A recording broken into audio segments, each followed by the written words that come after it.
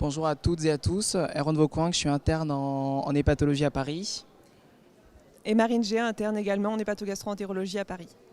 Marine, je souhaitais te féliciter pour cette bourse Abibac que tu as reçue dans le cadre de l'appel à projet AFEF.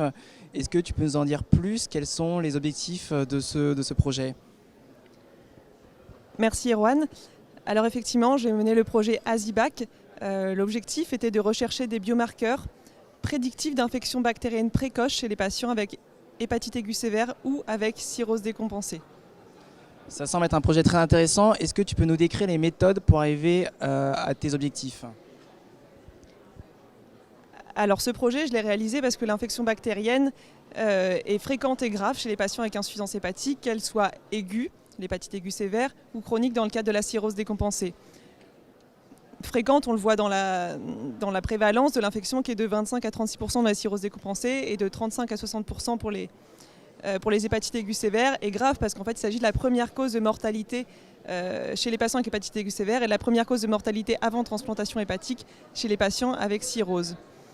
Et le problème est que chez ces patients avec insuffisance hépatique, tous les marqueurs qu'on utilise de façon fréquente, qui sont la procalcitonine ou la protéine C réactive, sont mises à défaut chez ces patients. La protéine C réactive car elle est de synthèse hépatique et la procalcitonine, du fait à la fois dans l'hépatite aiguë sévère, sa valeur semble majorée du fait du syndrome de réponse inflammatoire systémique et sa production est également hépatique, ce qui fait que sa valeur est abaissée chez les patients avec cirrhose décompensée. Et donc dans ce projet, je le rappelle, l'objectif était d'identifier les marqueurs d'infection bactérienne chez ces patients. Nous avons d'abord sélectionné les biomarqueurs qui nous paraissaient d'intérêt à partir de deux sources, une analyse de la littérature via le moteur de recherche PubMed et une seconde source qui était une analyse originale bioinformatique de données de transcriptomique qui étaient déjà existantes. Et donc nous avons ensuite pour cela dosé les biomarqueurs dans une population d'au total 238 patients, 117 avaient une hépatite aiguë sévère et 121 avaient une cirrhose décompensée.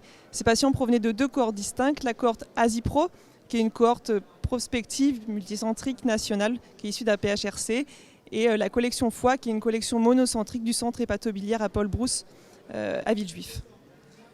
Merci Marine pour ces précisions qui sont très claires. Et il me semble que le projet a déjà débuté. Est-ce que tu peux nous donner les premiers résultats que tu as obtenus? Alors effectivement, nous avons déjà obtenu des premiers résultats très encourageants.